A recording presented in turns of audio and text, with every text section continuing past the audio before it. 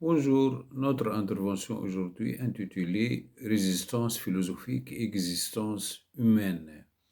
Résistance et existence, on reprend la distinction entre vivre et exister.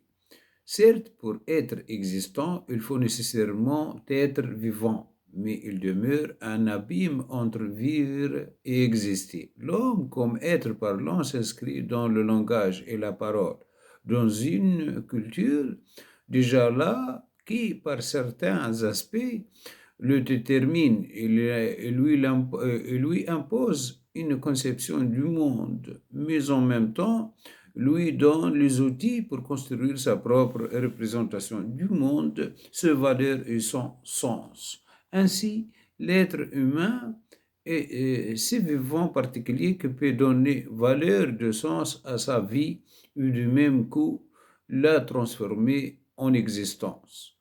L'être humain fabrique de sens collectivement et pour lui-même, car seules les valeurs le font exister. On peut d'ailleurs s'interroger en tant que travailleurs sociaux dont la référence est centrée essentiellement sur une hiérarchie de la satisfaction de besoins vitaux et se demander si notre rôle n'est pas d'inventer la logique pyramidale et de penser d'abord que l'existant et le sens sont plus fondamentaux que la question du besoin, en nous référant à la terrible expérience de Kant et de bien d'autres. On peut remarquer que leur survie a souvent été liée au sens qu'ils ont malgré tout réussi à donner à leur existence, précisément en résistant à la volonté nazie de faire de sous-hommes et de la volonté sioniste pour les Palestiniens. Quelles leçons pour notre monde qui accorde plus de crédit au vivre qu'à l'exister? Le sens, comme l'a montré la philosophie grecque précisément, est donc ce qui me fait vivre ou survivre comme être humain existant, mais qui peut aussi me faire mourir, car il est ce au nom de quoi je m'engage parfois jusqu'à prendre le risque de la mort. Un détour par l'étymologie nous permettra de développer le champ sémantique de ces termes et de montrer son immense richesse. Ainsi, la racine indo-européenne sta, se tenir debout, définir quatre champs. L'idée de se tenir debout, le grec stasis, a le sens de s'élever, mais aussi de se soulever contre. Stauros désigne un pieu, estos un mât. Il indique la stabilité, la force de la fixité de ce qui s'établit. Le latin reprend cette racine dans le mot statière qui se décline dans stabilum. L'étable, c'est superstar, c'est tenir au-dessus, constar, être ferme, constant ou encore dans prostituer, exposer substance en philosophie et ce qui se tient sous, c'est pourtant le sujet au son essence et qui peut demeurer caché.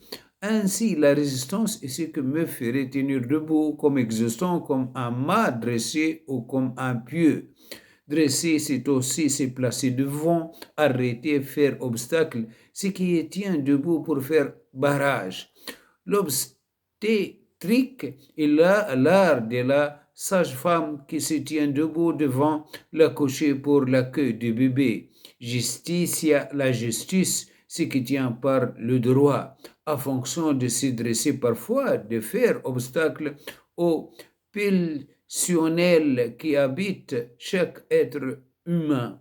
Se tenir debout, c'est aussi ne pas tomber sous le charme de la séduction, résister aux avances de prétendants.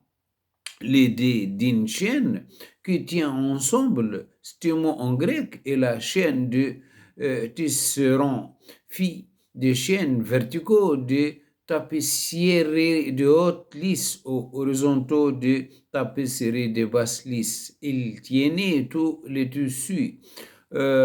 circonstancia est un assemblage de situations et des éléments entre lesquels on peut établir des liens et des corrélations. Le contraire est la distance, c'est-à-dire la distance, la séparation, ce qui ne tient pas. L'idée de ce qui ne se détruit pas, le fils de résistance électrique, non seulement ne se détruit pas, mais il produit de la chaleur ou de la lumière. La résilience en physique caractérise la résistance du matériau au choc. En psychologie, elle est le ressort moral qui permet de rebondir dans les situations difficiles. En effet, la capacité des humains et des enfants en particulier à surmonter des traumatismes graves. La résistance est donc la force que l'on pose à des forces de destruction. Selon Bichat, dans la définition de la vie, la résistance fait détenir le coup, supporter la souffrance. Elle est d'ailleurs parfois confrontée autant que la violence d'un choc. La durée est redoutable. L'amour, par exemple, peut-il résister au quotidien et aux habitudes de la vie. L'idée de le restaurer et de se restaurer, de retrouver quelque chose qui a été perdu ou oublié, de former la restauration est l'endroit où l'on reprend des forces perdues dans le travail et dans la vie. Restaurer, c'est rétablir la vigueur, la santé par les aliments ou le remède approprié est instauré à un sens assez proche puisqu'il s'agit de l'idée de s'appuyer sur, d'établir ou encore de fonder. Les champs de la résistance sont donc nombreux. On pense évidemment d'abord aux héros de la résistance contre l'occupation nazie, contre l'occupation sioniste pour les Palestiniens. L'occupation nazie, et tout particulièrement en France. Le domaine de la politique est celui où se manifeste la résistance au pouvoir totalitaire, nazisme, stalinisme, fascisme, etc., et sionisme. Et les résistants sont considérés par ce pouvoir comme des terroristes ou des hors-loi. On pense aussi à des personnages euh, euh, résistantes.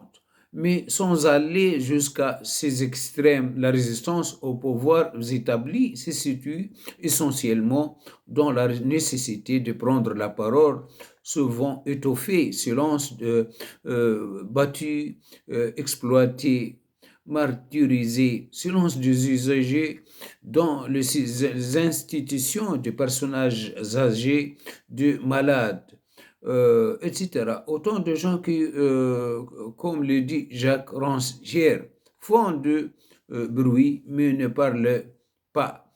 Ils ont une parole transitoire, une parole qui est un son fugitif, sorte de beuglement, signe de besoin, une non manifestation de l'intelligence. Ils sont privés de la parole éternelle qui était dans le passé, qui sera dans l'avenir. L'instant premier de la résistance est donc la prise de la parole qui réinscrit la victime dans l'humaine condition. Résister dans le champ du politique est d'abord pouvoir parler, être debout dans sa parole pour construire le sens de la résistance. La résistance est souvent liée à des hommes et à des femmes qui ont osé parler du même coup se dresser face à une injustice ou une oppression, comme les Palestiniens aujourd'hui, surtout à Gaza.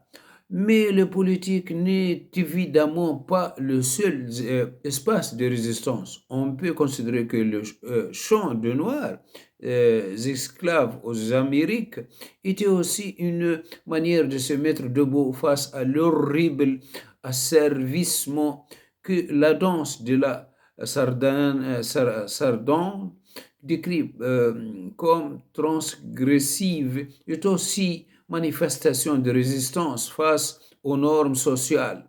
L'art peut devenir un moyen de résistance. L'histoire de la médecine montrerait également que celle-ci a pu être un espace de résistance par rapport au pouvoir de l'Église au XVIe siècle, en prouvant que le fou et le folle n'étaient pas des possédés du diable, mais des malades en souffrance. La pathologie qui s'oppose au normal est souvent une manière de résister à un ordre social insupportable. Ainsi, lorsque Freud et quelques autres découvraient le sens de l'hystérie, il est révélé en même temps qu'elle est une forme de résistance à la normalité imposée par l'ordre bourgeois de l'Europe de l'époque. On peut sans doute postuler que certaines pathologies sont de manière douloureuse de résister à l'insupportable condition de l'humain en société. Insociable sociabilité de l'homme, disait le philosophe Emmanuel Kant. De même, en est-il de la philosophie de l'éthique, dont la fonction est essentiellement de s'interroger et d'interroger le pourquoi des choses en refusant les évidences, les préjugés et les idées toutes faites. Socrate se dressant seul face à la cité athénienne la bouscule et le remet en cause sur son sens de la justice et de sa gestion du pouvoir politique. Cela lui coûtera la vie, mais d'une manière étrange, puisque la cité le condamne à boire la ciguë et dans le même temps, il lui fait dire secrètement qu'il peut s'échapper sans risque. À ce moment se dévoile la vraie résistance socratique. Socrate refuse de s'échapper de sa prison, accepte de mourir afin de ne pas être considéré comme un lâche. Et cette histoire très rapidement évoquée de la résistance de Socrate renvoie à ce que l'on pourrait nommer une posture éthique, c'est-à-dire un engagement envers nous-mêmes et ce que nous affirmons comme nos valeurs existentielles.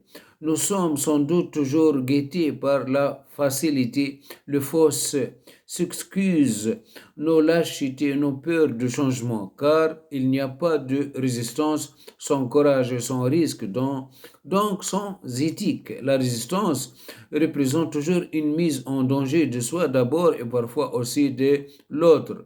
Mais la résistance peut elle aussi être est entendue comme une forme de pathologie au plan individuel, comme une capacité d'évolution collective. Ainsi, Freud parle à propos de la cure de la résistance à l'analyse. Il est parfois plus économique du point de vue psychique de rester dans sa souffrance, dans son mal-être, et de s'inscrire dans un processus de changement. De même, au plan social et culturel, les idées reçues sécuriser les habitudes de pensée servant de point de référence, comme le montrera déjà depuis bien longtemps. Le philosophe grec Platon, dans sa fameuse allégorie de la caverne, livre 7 de la République. Dans le même sens, l'expérience de Galilée au XVIe siècle, découvrant avec d'autres que la Terre n'a pas au centre de l'univers, rencontre le refus de l'Église et de la révélation biblique. Galilée se trouve condamné à mourir ou à abandonner son idée. Il sera réhabilité au XXe siècle par le pape Jean-Paul II. Ces dernières remarques nous conduisaient à nous interroger pour savoir à quoi nous résistons aujourd'hui, car l'époque n'est pas toute noire ou toute blanche. En sera-t-il dans quelques siècles de nos résistances aux découvertes de l'époque, aux évolutions de mœurs, de pensées, aux connaissances nouvelles? Le monde change, nos savoirs se transforment et il nous faut bien prendre le risque de l'avenir, le quotidien, et puis aujourd'hui de savoir à quoi devenons résister. Le sionisme, le racisme, on résiste maintenant, surtout en Gaza et à Palestine. Nous serions tentés de dépendre à tout ce qui annihile l'homme et la femme et le place d'une manière ou d'une autre dans une relation de servitude. On ne faisait pas d'eux des existences, mais de simples vivants. Mais entend qu'il pouvait paraître facile, non pas de résister au nazisme et au sionisme, mais de localiser l'ennemi. Autant il peut être compliqué de nos jours de repérer les formes subtiles et cachées de l'aliénation, car la société est de plus en plus complexe. Les informations manipulatrices et le monde du spectacle omniprésent dévorer les événements et le rendaient rapidement obsolètes. Voilà notre intervention consacrée à la résistance philosophique et l'existence humaine est terminée.